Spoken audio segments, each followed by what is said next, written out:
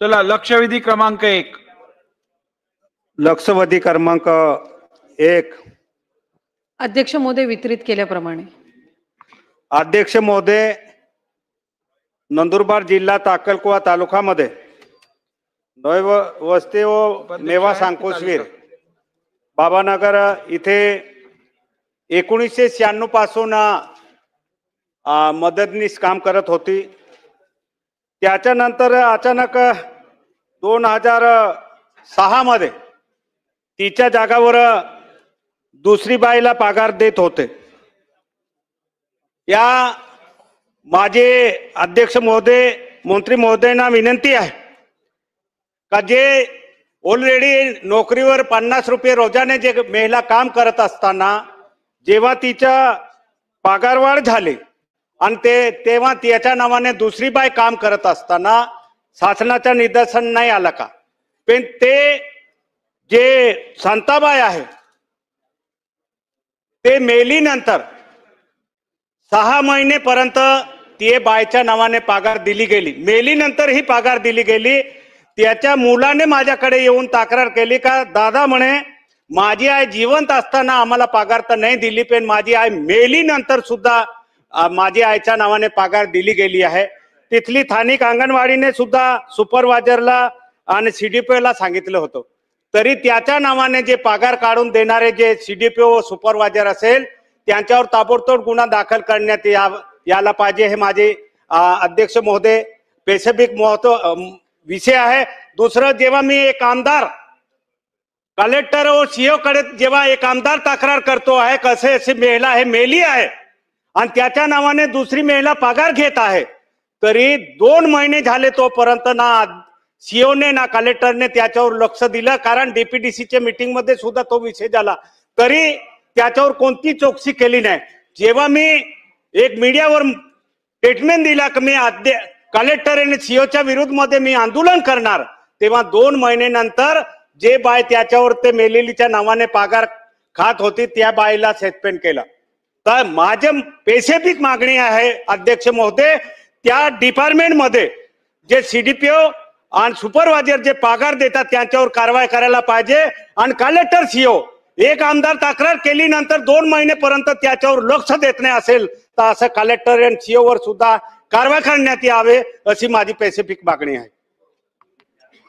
अध्यक्ष महोदय, सन्मान्य सदस्य महोदयांनी जी या ठिकाणी शासनाचं आणि विभागाचं लक्ष वेधून घेण्याच्या दृष्टिकोनातून ही लक्षवेधी मांडलेली आहे. संबंधित जी मदतनीस आहे मयत शांता जयंतीलाल तडवी यांची 1 सप्टेंबर 1996 रोजी 50 रुपये मानधनावर नियुक्ती ही तत्कालीन प्रशासनाच्या किंवा मुख्य कार्यकारी अधिकाऱ्यांच्या माध्यमातून देण्यात आलेली होती. तदनंतर नियमित अंगणवाडी केंद्रामध्ये 2006 मध्ये अंगणवाडीमध्ये अंगणवाडी मदतनीस म्हणून 740 मानधन नियुक्ती ही करण्यात आलेली होती. संबंधित जी मयत अंगणवाडी मदतनीस आहे यांच्या जाऊबाई श्रीमती सुमित्रा रोहिदास तडवी या बनावट कागदपत्रे तयार करून त्यांच्या जागी कामकाज करत होत्या. खरं तर अंगणवाडीची इमारत नसताना अंगणवाडी ही शांती जयंतीलाल तडवी यांच्याच घरात ती अंगणवाडी भरत होती आणि त्यांची जाऊबाई ही त्यांच्या नावाने खोटी कागदपत्र त्या ठिकाणी तयार करून तिथं कामकाज करत होत्या. आधार कार्ड, इतर जी काही शासकीय कागदपत्र असतात त्याच्यामध्ये सुद्धा सुमित्रा रोहिदास तडवी या ज्या आहेत त्यांनी बनावट कागदपत्रे करून पोषण आहार वाटप असेल आणि इतर ज्या अंगणवाडीच्या बाबी आहेत ह्या त्यांच्या माध्यमातून ते काम होत होतं. शांता जयंतीलाल तडवी यांची 11 ऑक्टोबर 2024 रोजी निधन झाले आणि शांता जयंतीलाल तडवी यांच्या ऐवजी काम करत असल्या संदर्भामध्ये स्थानिक लोकप्रतिनिधी म्हणजे सन्मान्य आमदार महोदयांनी ज्या वेळेला त्या संदर्भातली तक्रार ही संबंधित जिल्ह्याच्या जिल्हाधिकारी आणि मुख्य कार्यकारी अधिकाऱ्यांकडे 21 फेब्रुवारी 2025 मध्ये केली, त्यावेळेला लगेचच 24 फेब्रुवारी 24/2/2025 मध्ये या संदर्भातली समिती ही सन्मान्य जिल्हाधिकाऱ्यांनी त्या ठिकाणी मुख्य कार्यकारी अधिकारी जिल्हा परिषदेच्या यांना सूचना देऊन त्या ठिकाणी स्थापन केली. तदनंतर या समितीचा अहवाल हा कागदपत्रांची तपासणी करून ही साधारणपणे 24/3/2025 मध्ये त्या ठिकाणी प्राप्त झाला आणि 20 मे रोजी या संदर्भातला FIR सुद्धा त्या ठिकाणी दाखल केलेला आहे.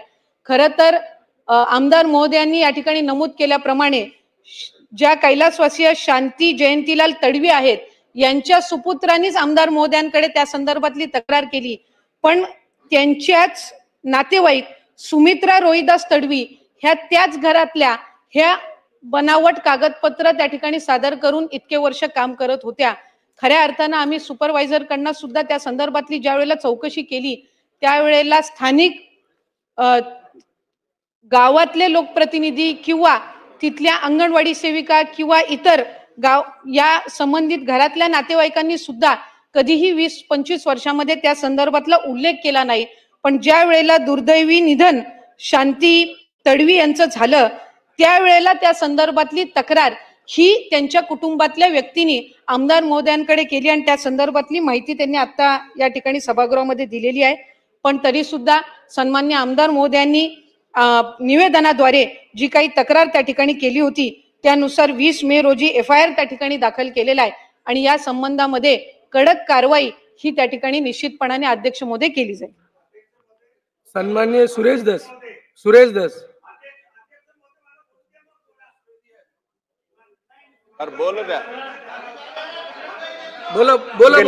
बोला. अध्यक्ष महोदय, कडक कारवाई कोणावर करणार? माझा स्पेसिफिक प्रश्न आहे, CDPO आणि सुपरवायझरवर कारवाई करा. त्याने कसं काय मेल्यानंतर पगार दिली? त्यांच्यावर कारवाई करून त्यांना सस्पेंड करून फौजदारी गुन्हा दाखल करा. एक आमदार तक्रार करतो नंतर 2 महिने कसं काय लागता हो? अध्यक्ष महोदय, त्यांना सस्पेंड करून त्यांच्यावर फौजदारी गुन्हा दाखल करण्यात यावे सुपरवायझरवर.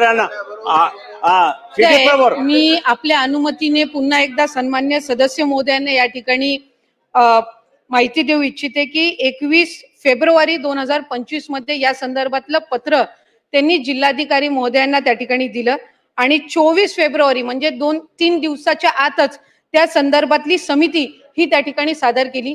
प्रकरण हे 1996चं आहे, ज्या वेळेला अंगणवाडी ही त्या संबंधित कुटुंबाच्या घरामध्येच भरत होती आणि जी संबंधित व्यक्ती आहे ज्या संदर्भातली तक्रार आहे शांती तडवी ह्या आता मयत झालेल्या आहेत, त्यांच्या नावाने त्यांची जाऊबाई सुमित्रा तडवी एकाच घरात राहत असणारी त्या ठिकाणी काम करत होत्या चुकीचे कागदपत्र त्या ठिकाणी देऊन. आणि 25-30 वर्षानंतर ही बाब निधन झाल्यानंतर सन्मान्य लोकप्रतिनिधी आमदार महोदयांच्या निदर्शनास त्यांच्या सुपुत्रांनी म्हणजे शांतीदेवी तडवी यांच्या सुपुत्रांनी त्या ठिकाणी निदर्शनास आणलेली आहे. आम्ही सुपरवायझरची सुद्धा चौकशी ही त्या संदर्भामध्ये केलेली आहे. सुपरवायझरनी त्यांच्या जो काही त्यांचा जबाब घेण्यात आला त्याच्यामध्ये अशा संदर्भातली कुठलीही बाब ही गावामध्ये त्यांच्या निदर्शनास आलेली नव्हती अशा पद्धतीचा त्यांनी त्याच्यामध्ये खुलासा दिलेला आहे. पण तरीही आमदार महोदयांनी त्या ठिकाणी सूचित केल्याप्रमाणे त्यामध्ये सूचित केल्याप्रमाणे CDPO असतील, सुपरवायझर असतील, तिथल्या कार्यरत असणाऱ्या अंगणवाडी सेविका असतील यांच्या संदर्भातली योग्य ती कारवाई ही त्या ठिकाणी केली जाईल. आणि मी मगाशीच माहिती दिल्याप्रमाणे 20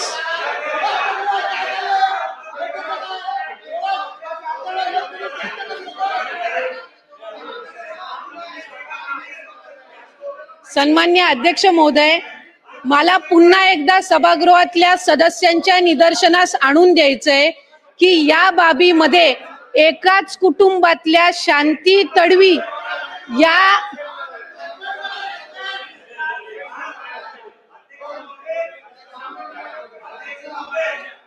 उत्तर देतात ना अध्यक्ष महोदय, मला आपल्या माध्यमातून सन्मान्य सदस्य महोदयांच्या निदर्शनास आणायचंय की आम्ही 20 मे रोजी या संदर्भातला FIR दाखल केलेला असून CDPO यांना सुद्धा आणि सुपरवायझर यांना सुद्धा त्याच्यामध्ये आम्ही FIR मध्ये त्यांच्या विरोधात सुद्धा दाखल केलेला आहे. त्याच्यामुळे जी काही कारवाई आहे ती त्या संदर्भातली कडक ही केली जाईल. सन्मान्य अध्यक्ष महोदय, ही अतिशय गंभीर बाब आमच्या पाडवी साहेबांनी या ठिकाणी लक्षात आणून दिलेली. अध्यक्ष महोदय, आता महिला व बाल कल्याण मंत्री आता उत्तर देत आहेत की आम्ही CDPO आणि सुपरवायझर यांना सुद्धा त्या FIR मध्ये घेतलेला आहे. मग माननीय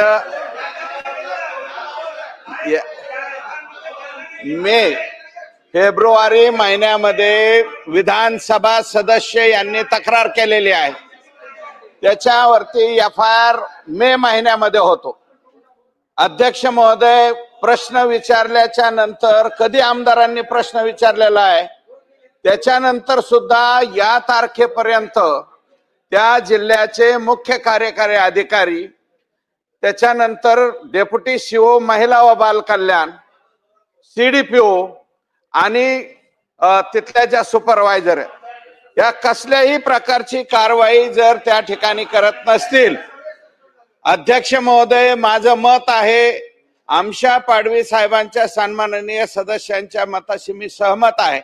याच्यामध्ये डेप्युटी CO महिला व बाल कल्याण, CDPO आणि तिथल्या ज्या कोणी सुपरवायझर असतील हे सर्वच्या सर्व निलंबित या ठिकाणी केले पाहिजे, तरच न्याय त्या ठिकाणी मिळेल.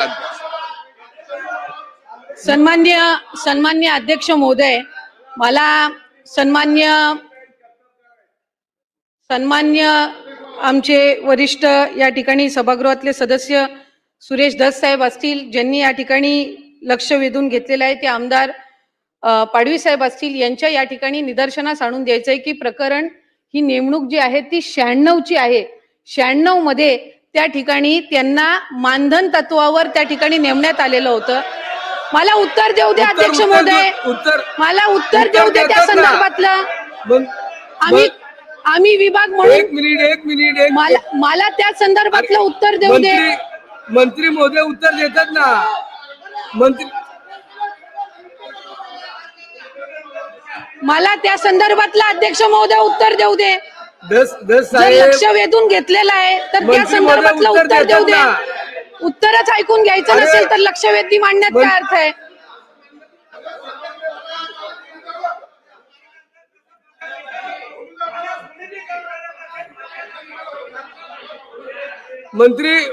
मंत्री महोदय उत्तर देतात. अध्यक्ष महोदय, संबंधित प्रकरण हे एकाच कुटुंबातलं आहे.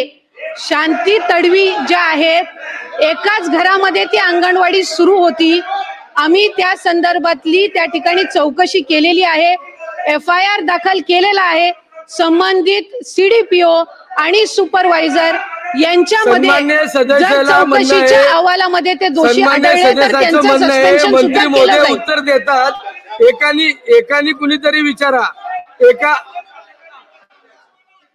अध्यक्ष महाराज, सन्मान्य सदस्याला विनंती आहे, एकानी प्रश्न विचारा.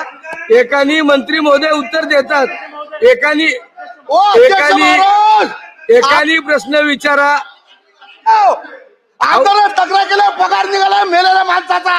मंत्री महोदय, अरे काय चाल, अरे चौकशी सस्पेंड करा, चौकशी होईपर्यंत.